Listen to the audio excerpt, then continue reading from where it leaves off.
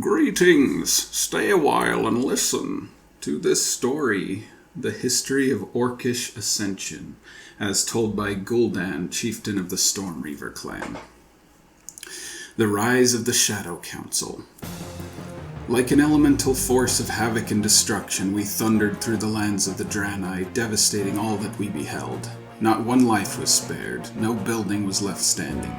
The only traces of their existence were the blood-soaked fields they had worked for nearly 5,000 years, and the rank, acrid smell of the huge victory fires that consumed the bodies of their young. The Draenei were a weak people, hardly worth the effort of our raiding sweep. In the end, however, even these simple victories served to keep the inferior in their place. It has always been so with my kind. The savage, brutal tendencies of the masses are easily manipulated by those who hold true power. Power is the true force that drives the great destructive machine that is the Horde. Those who imagine themselves in possession of this power rally around their clan banners of violence. Yet without a common foe, even the leaders of the Orc clans blindly turn upon each other. The appetite for destruction that prevails amongst these fools drives the Horde. Might and might alone is honored above all things. I am Gul'dan, the greatest of all warlocks and initiate of the seventh circle of the Shadow Council. No one knows the dark, burning allure of ultimate power better than I. In what passed as my youth, I studied orc magics through the tribal shaman of my clan. My natural talent for channeling the cold, negative energies of the twisting nether brought me notable standing amongst the other shaman, and I knew that even Ner'zhul, the greatest of my teachers, became jealous of me as my abilities grew ever stronger. My aspirations rose higher than those of my peers and masters alike, for I knew that the scope of their vision was limited by their devotion to the advancement of the Horde. I cared nothing for the Horde or its petty politics. I cared nothing for this world over which we had complete dominion. I cared only for the chance to fathom the spiraling mysteries of the great dark beyond. I had begun secret explorations of energies far beyond the scope of anything that my so-called tutors could possibly comprehend. It was at this time that I discovered a being of immense power, the demon Kil'jaeden. I was in awe of his heartless fury. To witness his awesome power was to be all but consumed. In the fleeting, fevered nightmares he brought me, I touched the essence of that which lies beyond. Within me, an unfathomable lust was sown, a desire to wield the fury of ethereal storms and to stand unscathed within the dying hearts of burning suns. Under the tutelage of Kil'jaeden, I realized how limited even my understanding had been. Untold histories of ancient demon races and primal magical dimensions were made known to me. I learned that there existed worlds without number scattered throughout the darkness beyond the sky. Worlds to which I might lead the Horde as only one of my abilities could. Though I remained with my people on the dark red world of the Draenei, I soon learned to project myself into the depths of the twisting nether, being driven nearly mad by the whispering chaos contained therein. Although it seemed it would mean my death, I was irresistibly compelled to continue my sojourn until, finally unbound from my corporeal existence, I understood the whispers. It was then that I first spoke to the dead. Ancestral worship has long been at the heart of Orcish religion. While nearly all of the Orcish hordes believed that our dead elders watched and guided us from the depths of some lost realm of chaos, I believed this notion to be a product of ritual and not reality. Within the twisting nether, I discovered that the spirits of the dead do linger on, floating on the astral winds between the worlds. I learned that they kept their endless silent vigil over the clans in hope of finding some means of escape from their lifeless torment. I knew then that these spirits of the dead would be a useful tool for anyone who could bind them to his will. Years passed. My apprenticeship under Kil'jaeden had allowed me to become the most powerful warlock the clans had seen in many generations. My place within and in the Horde was as a respected leader, but as ever, tensions ran high amongst the clans. The destruction of the Draenei left nothing upon which the great beast of war could feed. After centuries of violence and warfare, we had finally conquered the whole of our world. With no enemies left to crush and no new lands to conquer, the clans had fallen into a state of utter anarchy. Minor disputes between clans led to open battle and massive bloodshed. Those chieftains who attempted to assume the position of overlord soon found themselves slaughtered by the ravenous legions of the disheartened Horde. I knew that the time had come to claim the mantle of power that I had so long neglected. I quickly gathered together the few warlocks who had shown some spark of passion and desire to rise above the petty quarreling of the clans. To these warlocks I bestowed the knowledge of the dead by leading them in secret rituals and communing with the spirits of the twisting nether. Those who were incapable of channeling this power were destroyed. After a time, a pact was forged between the members of our circle and the dark spirits whose energies we'd learned to invoke. I would use my place among the warlocks to shape the thoughts of others, while, cloaked by a veil of secrecy, they would be immune to the caprices of the bloodthirsty masses. Thus did the Shadow Council come to be. Within a few short months, the Shadow Council had its hand in all of the important political matters within the Horde. Nothing occurred within the Horde that we did not know about, and many events took place by our design, so cleverly implemented that even the clan chieftains were oblivious to our manipulations. Before half a year had passed, we had assumed near total control of the inner workings of the Horde. Yet, behind all of our secret machinations, there loomed the silent and ominous shadow of the demon Kil'jaeden. In pursuit of furthering our magical resources, I opened a new school of magical discipline that became known as necromancy. We began training young warlocks in the arcane mysteries of life and death. Again, with tutelage from the demon Kil'jaeden, these necrolytes delved into the dark arts, eventually gaining power enough to animate and control the bodies of the newly dead. Every victory, every success, left me with an emptiness I could not fill. I came to realize that the Shadow Council could serve my purposes only to an extent, and thus I would require even greater power should I wish to become the true harbinger of our destiny. The Mastery of Forces, Medivh and Blackhand. Things were well within the Horde, though the Shadow Council kept the warring clans pacified by the promise of escape from the dying world. I knew that this new order, much like the war against the Draenei, would provide only a brief respite if I could not find new lands for the orcs to conquer. My contemplation on this matter was disturbed late one night when I was surprised by the sound of screams emanating from the warlock's tower. I arrived to find many of the apprentices locked in deep trances, their faces twisted into masks of pain. The warlocks, whom I questioned in detail, could tell me only that they had felt an unexplainable presence in their dreams. I returned to my stronghold, deeply puzzled by the fact that whatever it was that had contacted the warlocks had made no attempt to reach me. I sought the counsel of Kil'jaeden about this presence. He was also touched by this power, a power that was beyond any he had ever experienced before. Whether it was the image of a force so awesome that it could cause this baneful demon to actually feel fear, or my own trepidation, I fled, moving aimlessly through the twisting nether for what seemed an eternity. It was during my fevered flight that the presence finally made contact with me. It radiated untold power, but it lacked the emotionless control displayed by Kil'jaeden. My senses seemed to take control over the dread that had engulfed me, and my mind began to cipher and reason. I knew that if I could divine the desires of this force, no matter how powerful, I could use it to further my own ends. The presence identified itself as Medivh, a sorcerer from some far and distant world. We communicated not in words, but in a guarded joining of minds. His mind seemed boundless, but his thoughts moved so swiftly that it was difficult to learn anything from him. All the while I knew that he was probing me, learning more and more about the orcs and our magic. I could never learn as much from him as he would from me, and I soon broke contact with him. I sought the counsel of Kil'jaeden, but he refused to answer my summons. Somehow I knew that he had forsaken his students because he was afraid of this Medivh. I found myself again doubting my skills. Could I contend with a being who could intimidate my own master? I continued to venture into the twisting nether for several weeks, all but forgetting the disturbance that had caused me to question myself. Then one night, Medivh appeared to me in my dreams. "You fear me, for you do not understand me. See my world and understand your fear, then fear no more." I was powerless to resist what came next. Barren wastes, dark swamps teeming with life, endless fields of emerald grasses, forests of magnificent trees, farmlands filled with rich harvests, villages of proud, strong people.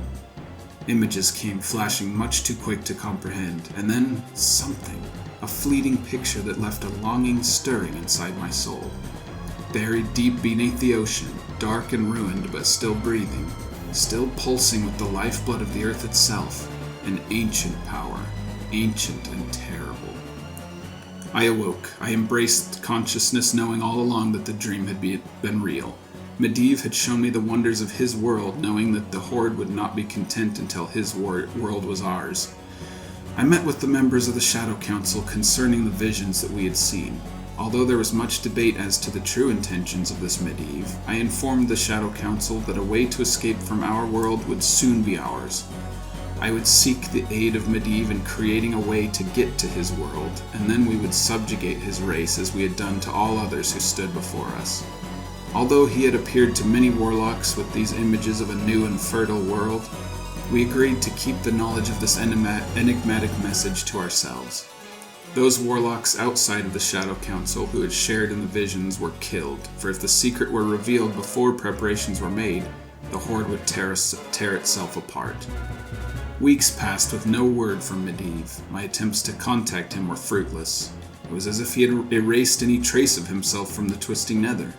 Some members of the council gave up any hope of the wizard ever returning. Then the rift appeared. It took considerable time to expand the rift enough to send the massive frame of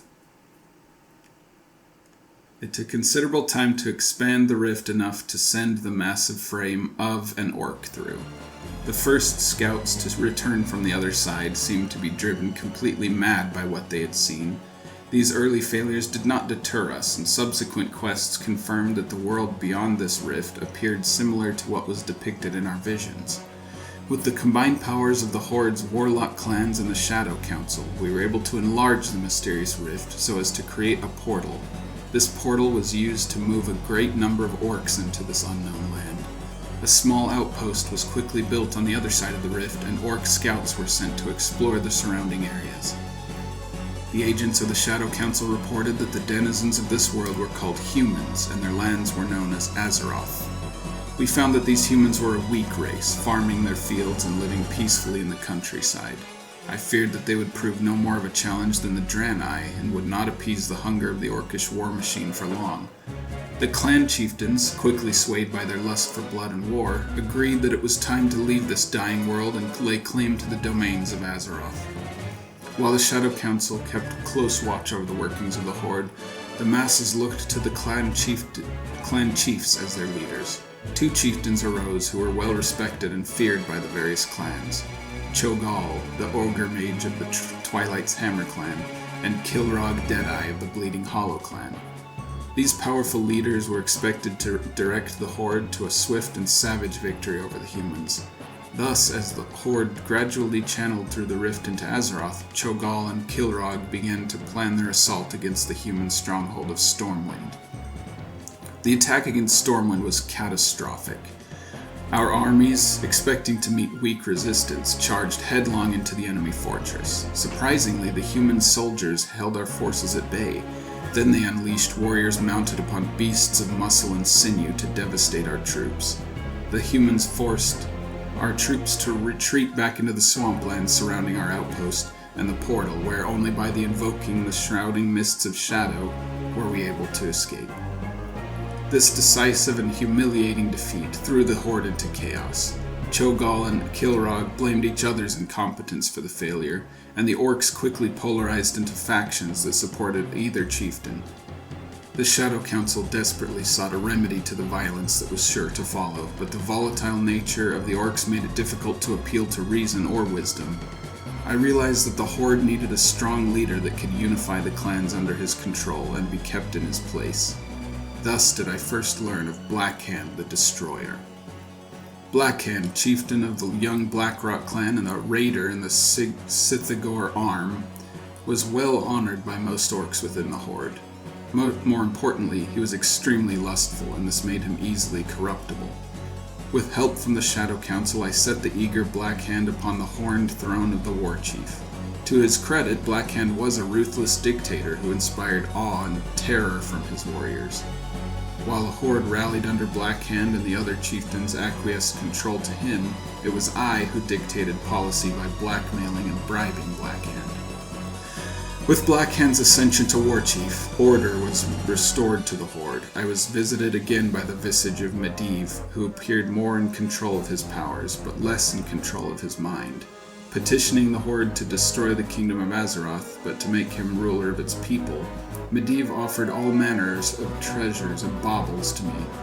I assured him that his world was ours for the taking, and that he held nothing that he could persuade the Horde to do his bidding. His face broke into a wicked sneer as he proceeded to show me the image of an ancient tomb upon which was etched the name of the demon lord Sargeras. The tomb of Sargeras, the demon lord who had instructed my own tutor, Kil'jaeden, was entombed upon this pathetic little world. Destiny had chosen to lay the hand upon my shoulders alone, for Kil'jaeden had told me that the lost tomb contained power absolute, enough to make anyone who could control it into a living god. Medivh pledged that he would grant me the location of the tomb if only I would use the Horde to destroy his enemies. Thus the Orcish hordes made war against the kingdom of Azeroth. The First War of Orcish Ascension. We took the lands of Azeroth from the humans and razed all that we surveyed. My personal assassin, Garona the Half-Orc, executed Azeroth's leader King Lane and returned his heart to me. Although the Horde dominated Azeroth and the pathetic worms who defended it, my own plans were badly hampered. A small band of human warriors stormed Medivh's tower and engaged the insane sorcerer in direct combat. As his body was slashed and torn by the swords of Azeroth, Medivh began to transmit telepathic waves of trauma across the astral plane, which easily shattered even my formidable defenses. I attempt to reach into the sorcerer's mind and steal the location of the tomb from him directly, but before I could divest the location, Medivh was killed by the Azerothians. Having been inside his mind at the moment of his temporal death, I suffered a massive psychic backlash and fell into a catatonic state. For weeks I slept as if dead, closely guarded by my faithful warlocks. When I finally arose, I learned of the shift in the balance of power within the Horde. Black Hand had been killed. Without my magics and counseling to aid him, Black Hand fell prey to a surprise attack launched by one of his strongest and most trusted generals, Orgrim Doomhammer. Orgrim was quick to consolidate his power within the Horde, justifying the assassination of Black Hand by securing false testimony that supported his claims of the Destroyer's incompetence as a war chief. It seemed that the hand of fate had struck me a harsh blow. Orgrim set out to uncover the inner workings of the Horde, leaving no stone unturned. Eventually, his spies captured my servant Garona and under intensive, agonizing torture, forced her to reveal the existence and location of the Shadow Council. She was weaker than I had expected. Suspecting that the Shadow Council was a threat to his control of the Horde, Doomhammer led his Wolf Riders in a surprise attack against my citadel near the ruins of Stormwind Keep. The Warlocks, caught unprepared by Orgrim's assault, held off the Horde as long as their magics would last. Having no time to rest or replenish their energies, the Warlocks fell before the wrath of Orgrim. In the end, the Doomhammer was victorious. Any surviving Warlocks were branded as traitors to the Horde. The public executions were effective in weakening my position and strengthening his. I was taken before Orgrim and questioned at length about my involvement with the Shadow Council. Being greatly weakened by the backlash of Medivh's death as well as the energies I had expended during the battle, I found that I was in no position to either threaten nor harm the war chief. Orgrim made it clear to me that the Horde was under his control, and that he was not as easily swayed as his predecessor. The gleam in his eye and the steel at his side bespoke his intentions, but I would not be defeated so easily. While he may have held the upper hand, I reminded him that with the death of the Warlocks, I was the last true sorcerer within the Horde. Orgrim, made impudent by his victory, agreed that perhaps I could prove useful and agreed to let me live, by his good graces. I silently vowed that he would one day take those words to his grave. Although his suspicions of me were never fully assuaged, I did succeed in convincing the war chief that the raiders were preparing to unite with the Sons of Blackhand in a revolt against him. Although this claim was untrue, Orgrim was already suspicious of Rend and Maim, and so disbanded the multitude of wolf riders, sending them into the various arms of the grunt forces. To demonstrate my loyalty to Orgrim and the Horde, I promised to create a host of undead riders that would be completely loyal to him alone. Although the Doomhammer did not fully trust me, the idea was sufficiently appealing, and so I was allowed to enter seclusion to create this new legion. Even with the aid of my necrolytes, I was unsuccessful in bringing forth this undead force. Failure and weakness were all that these minions could offer me until I sensed that while their spirits were willing, it was the flesh that was weak. I summoned them to a great altar constructed of ironwood and blackroot, where, at the height of a black incantation, I took the lives of every last one of them. In the bloody wake of their executions, the necrolytes would finally nourish my creation of the perfect undead servant. Using what few resources I still controlled within the Horde, I acquired many of the long-dead corpses of the fallen knights of Azeroth. Into these twisted and decayed forms I instilled the essences of the greater members of the Shadow Council who were quite willing to return to the mortal plane to wreak terror and havoc once again. I furnished each of the Dark Riders a jeweled truncheon through which they could better focus the unearthly powers they would brandish. Into these jewels were infused the raw necromantic magics of the freshly slain necrolytes. Thus were the Death Knights born. Orgrim Doomhammer was pleased with these Knights of Death. Although the spirits of the Shadow Council remained loyal to me, they feigned allegiance to the War Chief. Orgrim was well satisfied with the realization of my promise and allowed me to go about my own affairs. I will be patient and bide my time, pretending to be the faithful servant until the time comes to show this presumptuous, boisterous upstart who is greater between us. My designs to discover the tomb of Sargeras still remain. I have assembled the Stormreaver clan to be my support when this season finally comes to strike back at Orgrim for his insolent crimes against me. That day draws near, Doomhammer cannot know what terrors await him. For I am Gul'dan, I am darkness incarnate. I will not be denied.